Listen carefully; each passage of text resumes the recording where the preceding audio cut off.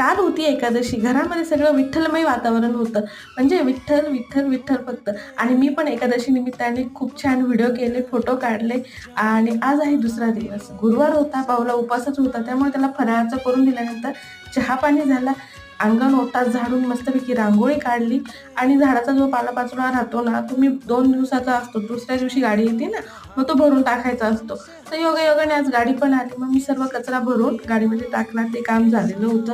घरात आल्यानंतर किचन ओटा स्वच्छ करून घेतला. आज नाश्त्याचं टेन्शन नव्हतं, आज डायरेक्ट स्वयंपाक करायचा होता. अंघोळ करून अगोदर मी मस्तपैकी स्वयंपाक केला, देवाला नैवेद्य दाखवला.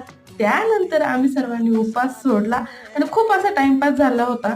त्यानंतर दुपारी 2-3 वाजलेलेच होते मला काम आवरता आवरता. भांडे वगैरे घासून किचन ओटा स्वच्छ करून घेतलेला होता.